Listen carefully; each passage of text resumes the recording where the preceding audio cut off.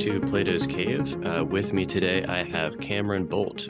Cameron is an associate professor and chair of philosophy at Brandon University in Canada, and his key areas of interest are in ethics and epistemology, and of course, their overlap is something that we're going to be talking about today in epistemic blame. So, Cameron, thanks so much for talking with me. Thank you very much for inviting me.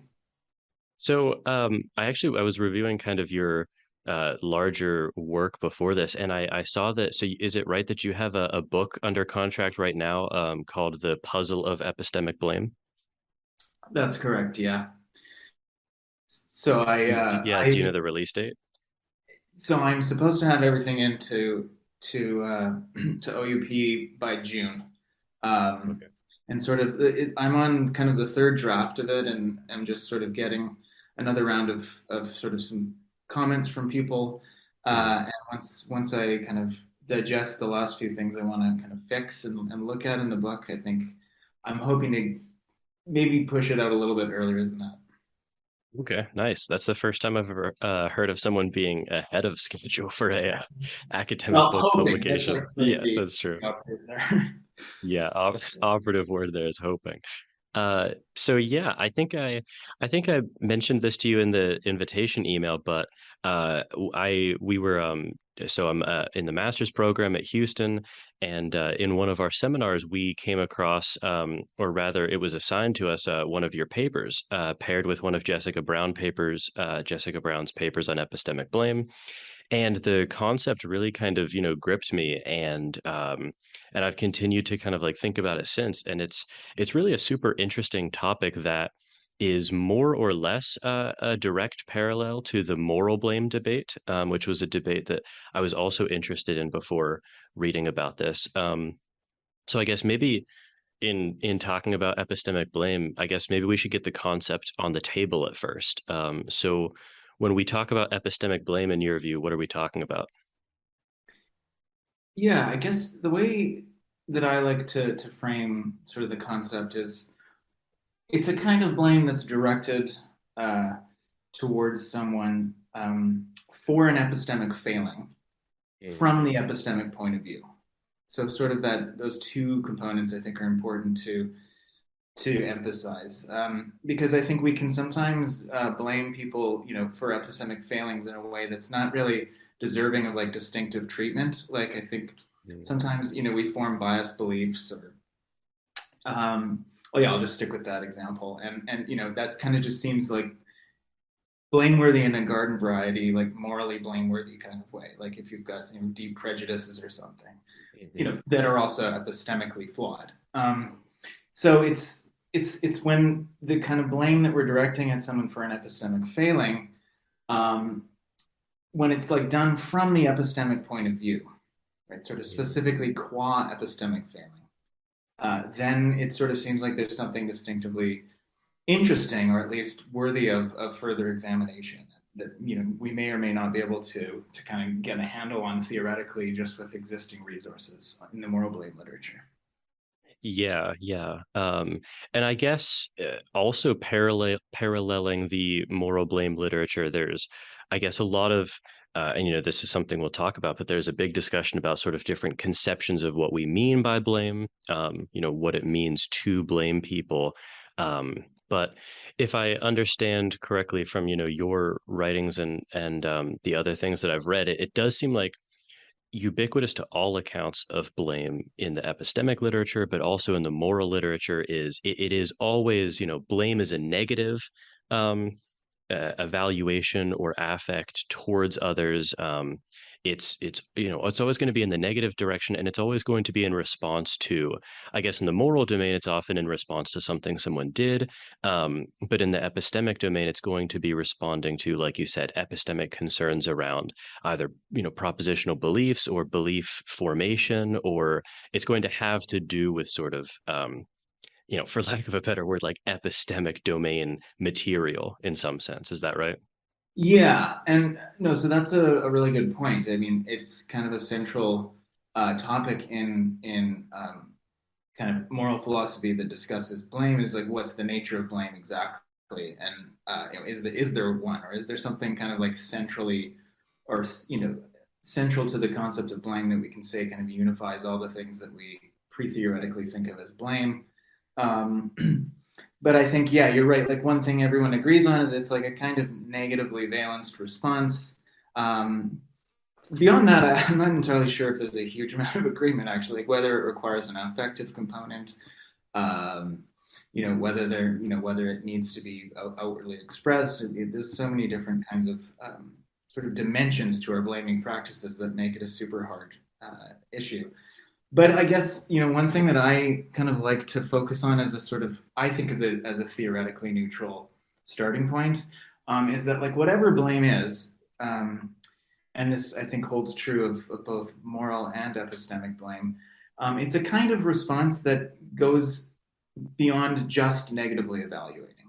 Mm. Like there's something um, when we blame people, in addition to kind of noticing or thinking, oh, this person's done something wrong, we're also kind of engaged by that judgment or like Mm. exercised by it in a way that goes beyond just the noticing. And that's where I think a lot of the things that people find interesting about blame kind of actually get a foothold. Like that's why you could start doing an ethics of blame because it just seems like being engaged in that characteristic way kind of means that certain things should be true of you, for example. Some people think there's something kind of weird or flawed about blaming someone for a wrongdoing that you yourself just committed, or that you yourself are complicit in. Mm. So it's like, yeah, that kind of being engaged component of blame seems to go hand in hand with a lot of features of our blaming practices that philosophers, in the moral case at least, find interesting. And kind of one of my like projects is really kind of showing like, well, if we think there's such thing as epistemic blame, then there's a whole bunch of these sorts of questions that it would stand to reason need to be investigated in the epistemic domain as well. Yeah, yeah, totally. No, I definitely buy um that if, even still remaining agnostic as to what we're going to sort of pin down as blame, it does have to involve more than just mere negative evaluation. And you can sort of experientially think about that. There have been many, many times where, you can identify either, an action in the moral domain or maybe, a belief or something in the epistemic domain as being, flawed in some way, but just really at like sort of a base intuitive level. It's hard to say that I blame someone for that unless there's this, and that's account agnostic, but there's this extra layer of something going on when you're blaming on top of that. Um, I know this was something that this is actually something that I've kind of been pushed in the direction towards over the past couple months of this semester, but I guess I've been pushed towards the direction of general skepticism about not not conceptual analysis as a whole, but maybe something like blame. I'm wondering if there is anything close to an actual answer to this question of like what constitutes blame specifically. Is there this thing out there called blame that we could either be right or wrong about? And I don't know. I mean, I really have a mixed feeling about it because on the one hand, if you tell me that, yeah, I'm thinking about blame, um, and by blame I mean the response of being grateful towards someone, showing gratitude for them, then I'm like, we're not even talking about the same thing at all. And so there's a way in which I want to be like, that's definitely not blame. Um, but on the other hand, there's these competing accounts that all seem plausible in their own way about blame. And I guess I have this general skepticism about, maybe instead of talking about what really is epistemic blame, maybe we should just talk about what specific sort of thing that we're wondering about. Is it reasonable to modify our epistemic relationships on this basis, or is it reasonable to get angry at someone for believing this, or etc.? So I don't know what you think about that general worry, but I'd be curious to hear your thoughts. Yeah, I am sympathetic to that worry myself. I Mm. Blame kind of does just seem like one of these concepts that's sort of squishy enough that you're gonna run into some problems quite quickly. Like well, first of all, coming up with a conceptual analysis, but also getting, having a debate that lasts for any period of time that actually is productive, right? Because you Mm. can kind of just lean on different dimensions of it to kind of make your account look good, and then it ends up sort of people aren't really saying anything that seems that important anymore, or worth engaging with. Although, I mean, I think there's some super interesting work on sort of this question, like what is blame? And I think we definitely got some interesting things out of thinking about that, like in a sort of with the aspiration of like finding like something like an account of what blame is. But I think equally so, like a lot of authors have begun just starting from that skeptical point of view and thinking more in terms of like, well, what's the function of like a paradigmatic way that we blame each other, which is already Mm. just kind of a very different sort of starting point. Yeah. Yeah, and I think that's a good idea. In terms of sort of where what I see like my own work on epistemic blame as doing is sort of exactly not really worrying too much about whether my account like Mm. captures the essence of epistemic blame, but rather just that it does some important jobs that we want to do, but then kind of like moves forward and thinks about kind of like, okay, so here's what I'm saying epistemic blame is like, and I Mm. can say, more about this. I think of it in terms of a distinctive kind of relationship modification. But then kind of like what where can we go thinking about this idea of epistemic relationship modification and what other sorts of jobs can it do for us, both in normative epistemology and also in kind of this topic that I've just been interested in ever since I've basically been doing philosophy, which is just kind of like what's the relationship between the epistemic domain and other normative domains. So kind of like putting the account to work like in other ways. Yeah. No, I really appreciated that I guess tone to your recent papers that I read because it's really, you're not spending a ton of time really battling it out over like, who's, one definition to rule them all, it's just okay, we're talking about this general concept of epistemic blame here and when I'm talking about epistemic blame, I'm referring to it as this kind of relationship modification account. And then let's just move on to sort of talk about what that looks like and you're not going to be bullish on sort of yeah doing that battle and yeah I think yeah, I'm just kind of like thinking about how I want to I told you I'm writing my term paper on this and I don't know there's this way in which I want to write this like this point talking about epistemic blame in general because I think the point I'm making could be amenable to all these different accounts but at the same time it also seems like certain answers, like what's the appropriate target of blame, for instance, that could actually look a lot different if you're thinking about blame in terms of, you know, on what basis can I modify an epistemic relationship? That could have a very different answer than, in response to what can I become epistemically like angry at someone for?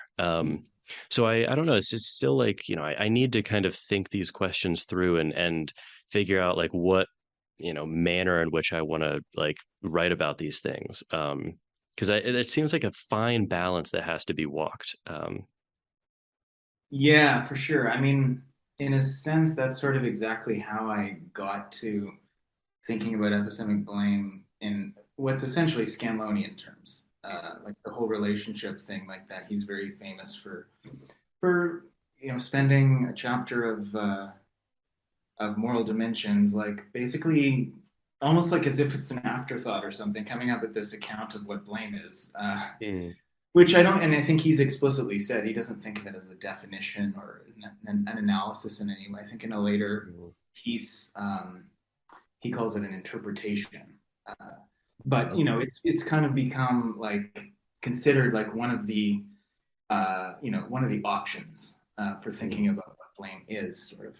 And the reason why I was drawn to it was exactly because it kind of does seem to me a little bit weird to talk about actually getting indignant or like resentful towards a person, like specifically for their epistemic failing. Like if we really want to Mm. isolate what we're targeting in the way that in line with how I defined what epistemic blame is, um, then it becomes less clear to me whether like our actual epistemic practices typically involve people or should involve people like going around, resenting one another, Mm. like for their epistemic failings from the epistemic point of view. It gets really complicated because obviously, like as we were talking about with prejudice and biases, like it's easy to imagine resenting someone for being prejudiced, towards you, for example. But there, it's like if you talk to any like number of philosophers about this for more than 5 minutes, it just immediately becomes this conversation where it's like, well, but are we blaming them for the epistemic failing there, or like, are we resenting the epistemic failing, or is it really the moral Mm. part? So yeah, I kind of just one thing I like about Scanlon's view is because it doesn't give this central role to things like negative emotions. Mm. I think it can be put to work in this really interesting way in the epistemic domain that kind of, I think, like can make a lot of different people happy who have different ways of reacting to cases, for example. Mhm, mhm. Yeah, yeah, we should definitely move on to the Scanlonian account in a second. But I guess in response to something you said there, yeah, so in addition to the papers we read, I also read this slightly earlier paper by Jessica Brown from 2019. And yeah, I've encountered some skepticism just from other people in the class, from different professors that I've spoken to about sort of like the genuine distinctiveness of epistemic blame. And, if it collapses, or is this kind of, if we're abstracting from some sort of moral concerns or something like that. Um, but yeah, I am convinced, by both your work and hers, that maybe it doesn't happen in the real world that we solely epistemically blame people very often, but it seems pretty clear to me that oftentimes there's a distinctive epistemic dimension to blame. So when you use the case of someone having sort of like a prejudiced belief about maybe like one specific person in virtue of them being from a certain group, right? Right. um, and it seems like, when we blame someone for doing that, um, no matter the account, there's sort of, there's a dimension of that that seems moral because it's obviously a wrong thing to do.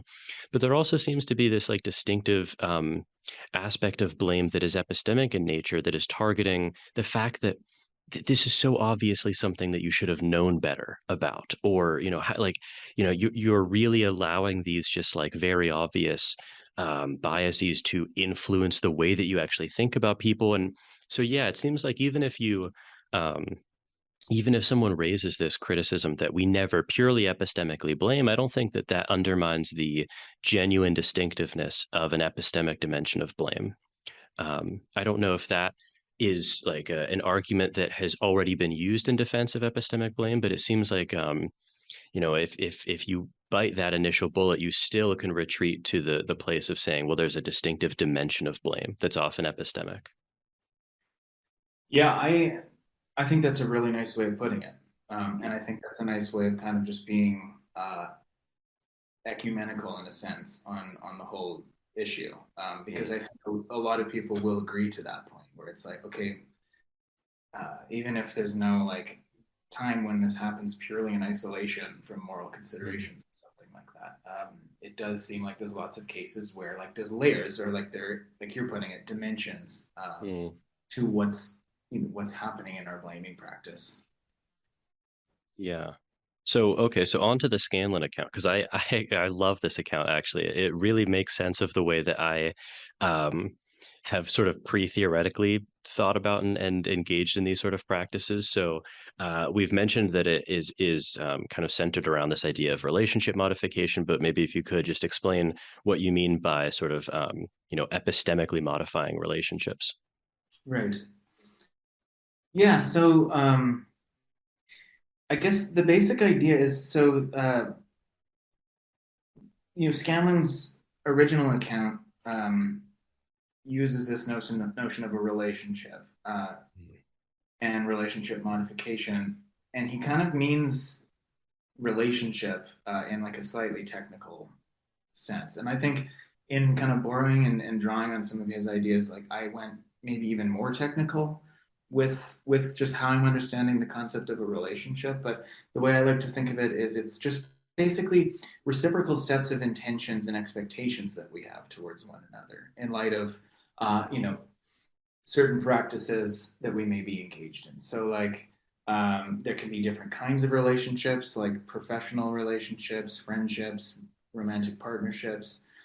Scanlon himself is willing to go as far as saying that we all stand in like a general moral relationship with each other, where it's just like we have certain expectations, intentions, and attitudes towards one another, just in virtue of like being the kinds of beings that are capable of justifying their reasons towards one another and Mm. capable of having a concern for that.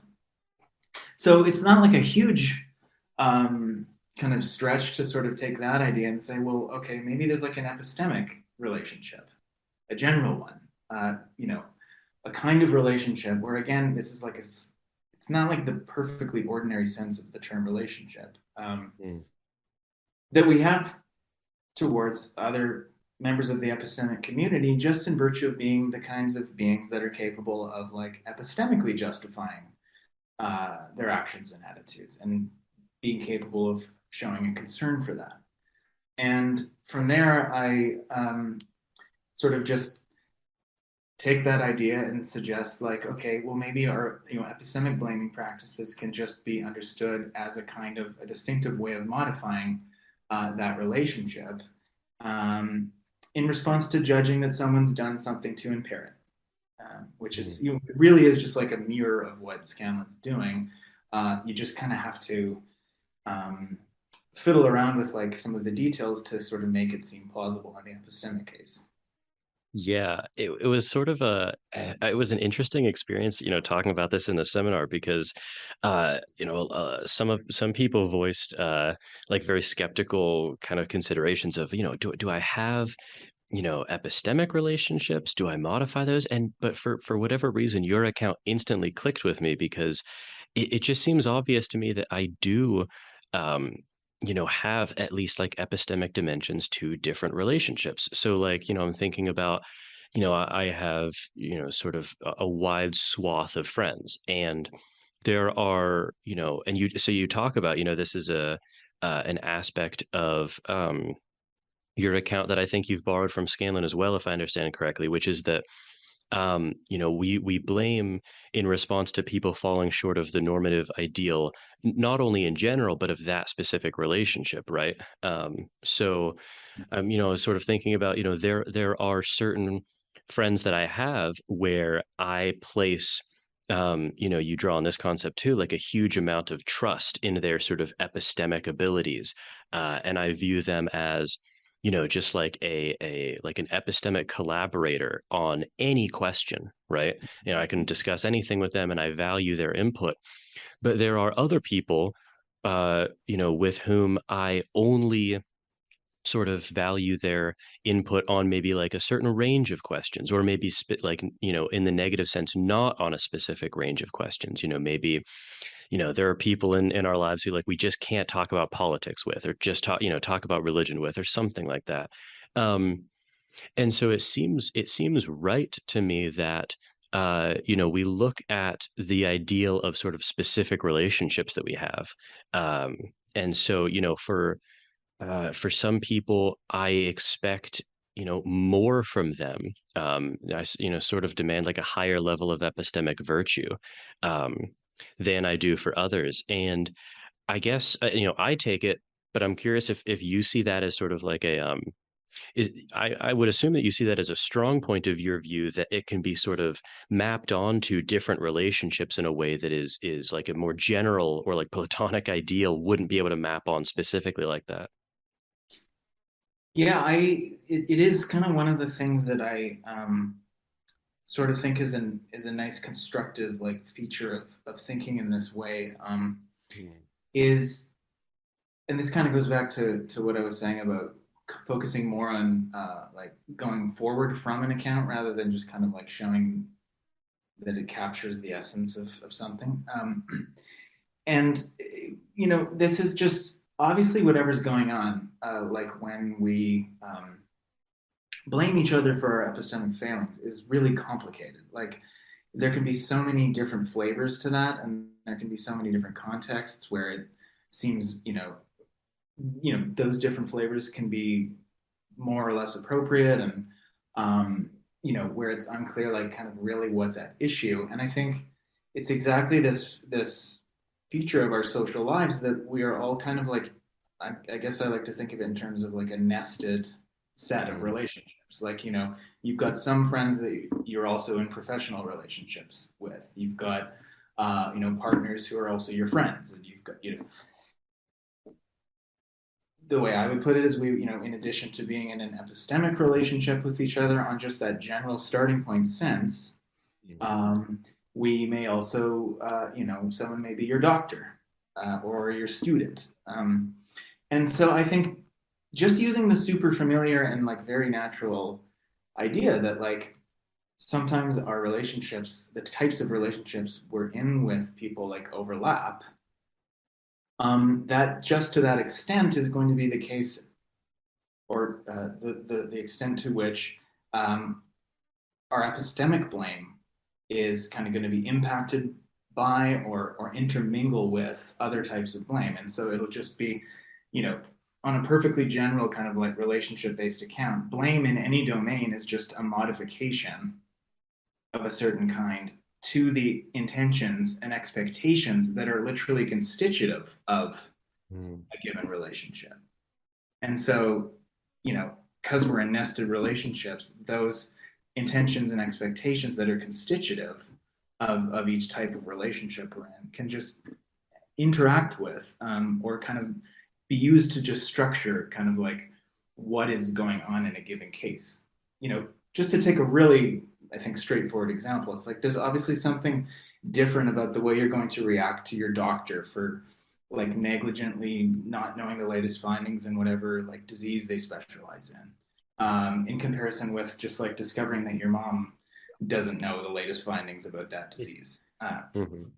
So I mean, it's kind of like a toy case, obviously, but the point is just like there's something about the doctor example like that's going to license like a much stronger sort of response. And Mhm. I don't want to shy away from this idea that like obviously there's something practical going on there, or maybe moral or what distinctively professional. But I don't think that's really an issue for the idea of epistemic blame. Rather, it's just precisely to the extent that there are those other expectations beyond purely epistemic ones, like maybe they're professional ones. Just as the extent to which whatever dimension to your blaming response that's purely epistemic is going to just be impacted by those professional expectations. Yeah, I mean, I think the case is actually a really good one too, because it seems like in that example, you'd be modifying your sort of other dimensions of your relationship with the doctor in light of your epistemic relationship with him and like his failings in that domain. So, like, presumably you would professionally modify your relationship because he wouldn't be your doctor anymore, right? You would, if you were friends outside of that context as well, maybe you could remain friends, but you wouldn't be able to really talk about medical issues with him anymore or something like that, right?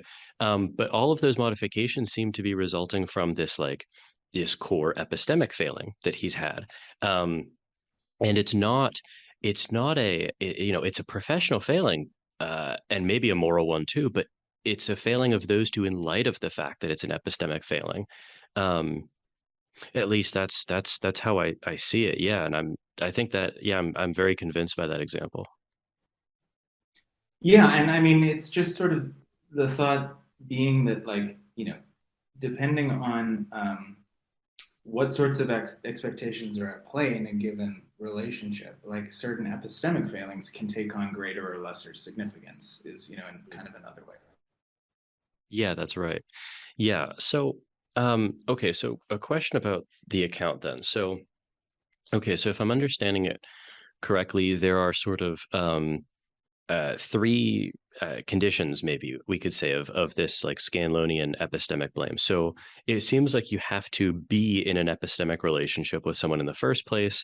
Uh, and then when one party falls short of the normative ideal of that relationship, then the other party, in response to that, modifies the relationship in light of that failing. So if I'm understanding that correctly, it seems to imply that, you can't epistemically blame people in this way that we've been talking about with someone that you're not in a relationship with. Um, and I wonder if so A, do you see that as a result of your view? But B, if you do see that as a result, is that a problem in your view? Hmm. Yeah, I mean, I suppose I do see that as a result of the view. However, I think it's easy to kind of get hung up on like the word relationship and kind of Mm, forget that it's a slightly technical use of the term. mm, And so I kind of like to lean on that point first of all, and then second, just to kind of remind people of what I think of as the significance of blame, right? So I think if you really aren't in any kind of relation with another person at all, whether epistemic or otherwise, to me it just does sound kind of weird to imagine blaming that person for anything.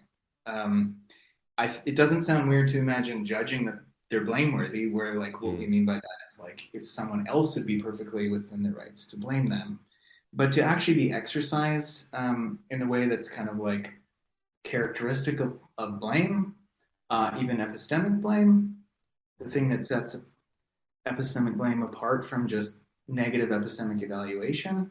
Um, I'm sympathetic to this idea that there's just something flawed or strange about getting engaged in that way with a person with whom you stand in no epistemic relation to whatsoever. And again, and so then that's the sort of first thing I was saying, like the tech in the technical sense of relationship as well, right? mm, So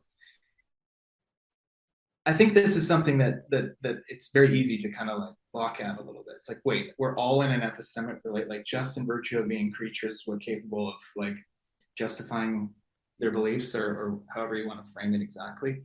But I think a helpful way of coming at it is just through like our testimonial practices.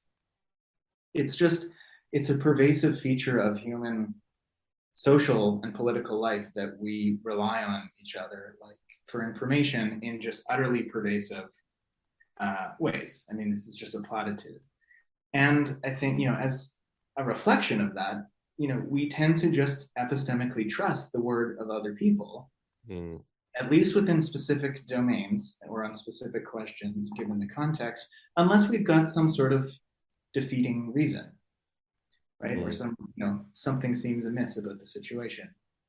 And so that I think is itself a reflection of this idea that we have certain expectations of one another as epistemic agents, that we are capable of providing actionable information within a certain set of constraining factors. And so just in virtue of being, recognizing that another person is that kind of being, in a very minimally reciprocal sense is enough for me to kind of get this idea, like this Scanlonian notion of relationship off the ground. mm. Um, and that, again, like you've been picking up on, and which I think is right, like that's just sort of a baseline, right? And then, of course, there's all these other layers to our actual social lives that enter the Mm. picture. Yeah. Yeah, no, I buy that. And it also, um, yeah, okay, so that answers one main question I had about the view, but yeah, here's another one. So, um, I think again, if I'm understanding you correctly, it's so we were talking about a little bit earlier, like you could have a view of blame, but like epistemic blame specifically that, um, perhaps so we know that what we want it to be is more than negative evaluation. Um, and one way in which it could be more than that is this relationship modification account. And if I'm understanding you correctly, you said I don't remember in which of your papers this was. I think it was the significance of epistemic blame where this point came up. Uh, and the point was that so relationship modification doesn't have to exclude sort of like emotional reactions, but at the same time, it doesn't. Emotional reactions are not a necessary condition of the relationship modification view. So I guess that makes me think about the question of I don't know. I'm almost because I'm very drawn to the relationship view, but at the same time, I'm wondering if actually the emotive response, the negative emotional response, is actually a necessary condition of the view, in that that is what is the motivating force behind the modification of the relationship. So I guess I'm questioning whether you could have um, genuine modification of an epistemic relationship without an emotional aspect of it that is still more than negative evaluation. Yeah. Yeah, I think that's a great question. And I think this is like a big it's a big issue for some people when it comes to just understanding blame. Because there's people like R.J. Wallace, Mm. Susan Wolf, and others who they're really impressed by this like seeming deep connection between like the reactive attitudes understood like fairly narrowly as like types of negative emotion, like resentment or negative emotional response, like resentment, indignation. Like Wallace is maybe strongest on this. I think he really writes as though those type like a susceptibility to those types of attitudes like just is um like part of what it means to really blame somebody. Mm. And I guess I've just never found that like compelling. To me, it seems that, and I kind of think like what's at issue here. So going back to something you pointed out, which I agree with, is that like we can modify our relations with one another while being angry about it, or not, in my view. And I think kind of partial part of what's at stake here is just like what plays the kind of core role in explaining the significance. And I just happen to be of the sort of stance that I think when we actually modify our intentions um, towards another person, like intentions that are actually constitutive of our relationship with that person, Mm. that had for like that just strikes me immediately as having like a very interesting kind of significance that goes a long way towards explaining like what's significant about blank and also connecting up with potentially like some really natural stories about like what the point of blank is.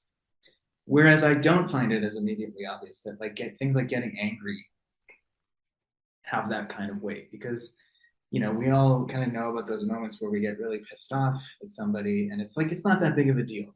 um, Mm. like nothing has really changed about your interpersonal relations.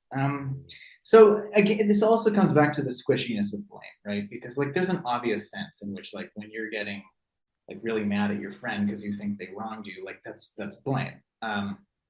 But to kind of go to your like the heart of your question, I do think that when it comes down to this idea of like modifying intentions in response to a judgment that someone has like impaired your relations Mm. and those intentions are like partially constitutive of that relationship, I do think that has the requisite kind of uh, weight to do the job that we want an account of epistemic blame to do. Yeah. Yeah, yeah, it's interesting because I mean, again, like almost everything that we've been talking about, it's easy for me to see it on both sides. I want, I was just this idea was sort of motivated by like just thinking about like these experiences that I've had in the past, and I wonder, I wonder if part of like how we're thinking about it is, well, because it seems right what you're saying, that we don't always modify it, in this like angry way, or there's not even always that like that, I think Wolf calls it like angry blame dimension of Yeah. what we're doing there. But I'm genuinely trying to think about, I don't know that I have ever, because I definitely have modified the epistemic dimension of many relationships, and it's obvious to me also that I haven't always done that on this like angry dimension, but I'm wondering if when it wasn't that, it was always some other negative affect. Maybe it was disappointment. Uh, Maybe it was, um, disappointment would probably be one of the better alternatives to anger, but um, it was just a kind of like loss of trust in someone. But I wonder, I'm skeptical that you can genuinely modify a relationship without that emotive aspect to it. Yeah, but again, it's not. it's a minor point sort of within liking the view as a whole. Yeah, and I think I don't know if I have anything that is going to be like super convincing about this. Yeah. But I do kind of just, again, like it's sort of what attracted me to thinking about in this way.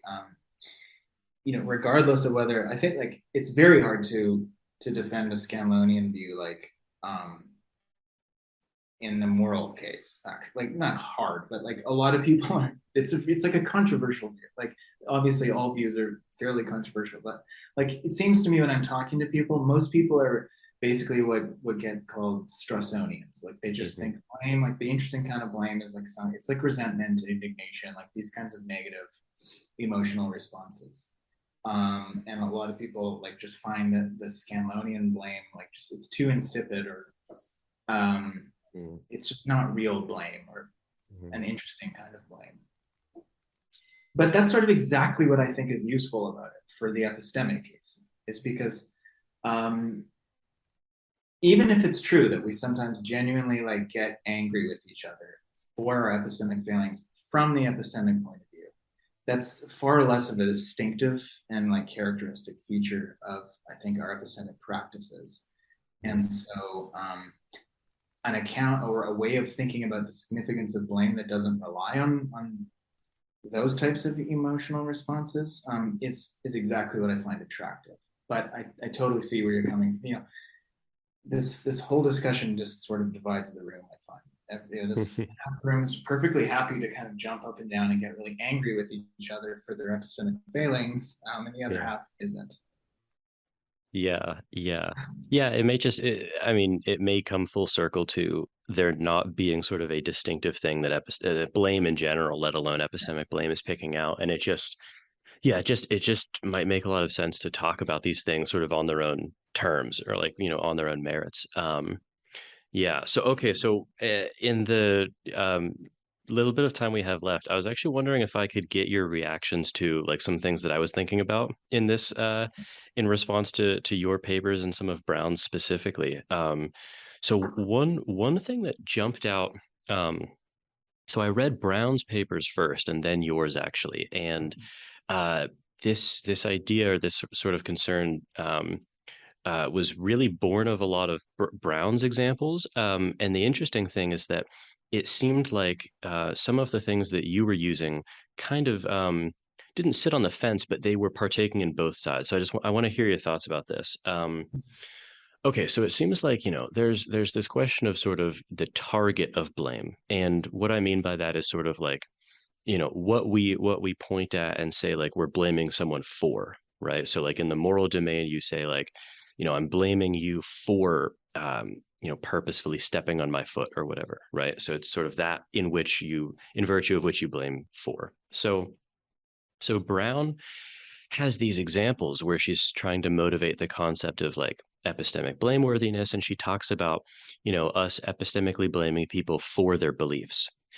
So she has this example of sort of, Maud who believes a proposition on just like ridiculous grounds, and we're supposed to find her blameworthy. And there's the same thing where, we're supposed to find it blameworthy that Trevor does not kind of assent to this proposition for which there's overwhelming evidence, right? And so it seems like, she's really sort of assuming that the appropriate target of our epistemic blame there is belief. Um, Whereas now this was interesting to me in reading the significance of epistemic blame from you. So on there's one page where you talk about this example, and the example is pulled from Lindsay Rettler. Um, where there's a professor of philosophy who is sort of indignant at the unreasonable beliefs of her incoming freshman in the fall, right? I think it was a funny example of like, one of her students thinks that his chances of meeting a celebrity are high just because he's never met one until now, right? It's ridiculous. And so she's sort of, incredulous or indignant at the fact that he believes that. And so that's an example where, again, it seems like the target of epistemic blame is aimed at a belief. Uh, but earlier in the paper, you talk about these sort of, you say epistemologists typically use cases of dogmatism, wishful thinking, hasty reasoning, and certain kinds of biased cognitions as examples of epistemic failings for which people can be appropriate targets of epistemic blame. And so the long-winded question that I'm trying to get at is, um, what I'm thinking about sort of writing on in my paper is arguing that the appropriate target of our epistemic blame should not be directed at beliefs, but rather it's these things that you talked about, these sort of like epistemic virtues or vices that people have. And so I'm wondering if you find that at all sort of initially compelling or plausible. And when you were writing about it, was that like a question that you consciously were thinking about, or did you kind of slip into naturally thinking about blame for one of those things? Yeah, I think that's a really interesting question. I find it really plausible that we don't epistemically blame people just for having a certain belief. I think um, it matters like how they arrived at the belief, Yeah. right? And I mean, even almost anybody working on just like the nature of epistemic justification will agree that like etiology matters in some way. Like just think of the basing problem or something for Mm. evidentialism. Like it matters how we get to our beliefs, not just for whether they're blameworthy, but also even for whether they're justified. And so I think, I think you mentioned one of your emails, like thinking of this in terms of character, whether really Hmm. it's the person's character is kind of the target of blame is a really interesting starting point for like thinking about this much more. I think you're right. Like I don't spend a huge amount of time talking about this, just because I'm trying to be as neutral as possible about like what the appropriate like targets of epistemic blame are in the service of just focusing on like the nature of the practice. But yeah, I mean, in terms, if we want to think about this in the framework of the relationship based view, um, I think a really natural thing for me to say is nobody like falls short of the normative ideal of the epistemic relationship just by having a belief of Mm. whether it's true or false. Because we don't like again the epistemic relationship is just constituted by certain expectations and intentions we have that are like directed towards our epistemic agency, and so having one belief or another just says nothing about whether you're living up to the relevant expectations. Yeah. The way I'm framing it in the book is in the kind that the content of the expectations is something like this is a little bit technical, but like for any intellectual act that you perform you'll live up to certain epistemic standards, whatever they are. Mm. And so, that is going to that might involve a story about character, about being, intellectually responsible, for example. You can kind of fill in the blank for the epistemic standard. Um, but I just find it very implausible that, like, just by having a belief, however wildly implausible, I don't think that can really be an appropriate target for blame. Yeah, like part of what motivated the thought was, you know, we I feel like we do this mistakenly quite often where we do sort of assume that, for instance, like one belief is such a reliable heuristic that you can sort of like, discount someone based on their believing that alone, right? A really good example is, like in the context of US politics, right? Like if someone voted for Trump, there's a reaction to sort of like take that, and to that alone is all the information you need to know about like that person's epistemic trustworthiness, right? um but it seems to me like there can be those like interesting moments, and I haven't had this, but I'm just imagining, you hear someone voted for Trump, you have that initial sort of unjustified reaction of like, this is all I need to know. um and you're assuming like a lot of things in that, but then maybe you find out that they're actually like very very progressive, but they're an accelerationist. They think that things have to actually like get worse before they get better. And like, it strikes me that learning that about someone tells you actually like a lot more about their epistemic character than the like propositional content of their belief, like who they should have voted for, right? So that's part of like what the, kind of like concern is around. Again, it's more in Brown than you're writing, but sort of the appropriateness of targeting epistemic blame for beliefs. They really do seem to be. I mean, the other concern that I had is that beliefs seem to be very up to kind of what's referred to in the moral domain as like resultant luck. Kind of like luck in how things turn out. It seems like people are very susceptible or maybe even like byproducts of like their epistemic circumstances in some sense. So like, I you know, will change like a view that I have about a position based on the order of papers that I read, for instance, right? So I told you I read like Brown's paper defending kind of the sure account of epistemic blame, and I was drawn to that.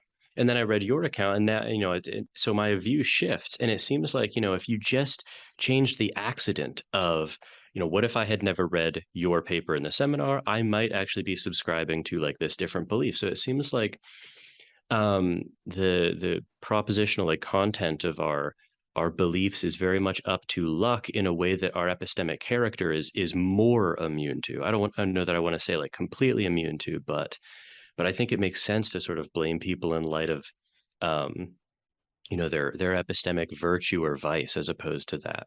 Um, so yeah, that's just by way of saying like I think that your papers like really motivate the interesting part of that question because I think that question is like really, really central to our epistemic relationships in a way that it might not be to, just this belief desire pair or like these reactive attitudes, for instance. Cool. Yeah. Well, I'm glad to hear that. I think, one of the issues that's connected with this whole topic is, it's kind of it's got a very strong political dimension, which is just like, yeah, how do people end up kind of believing the things they do? And Mm, how do we sort through, or like what exactly is going on in any individual case that, makes the person culpable or not? I think it's really easy to spot when someone's violating an epistemic norm, but it's often a lot harder to determine like whether they're actually culpable for that or not. Which that it looks by looking at a little bit of your previous podcasts, it sounds like you've been long interested in just that really deep issue of like how can we be responsible mm. for anything, which I've tried to kind of avoid getting into that uh, in any Reasonably like, so, yeah. substantive way, just because I'm kind of more interested in just like the conceptual and connections between the normative domains. But I think that question, like, it looms large for our epistemic blaming practices just as much as our moral practices. Yeah, no, it's a really cool area of overlap between responsibility and epistemology and ethics. So yeah, it's I really think that yeah, no skepticism from me about whether or not this is an interesting question to explore. So Great.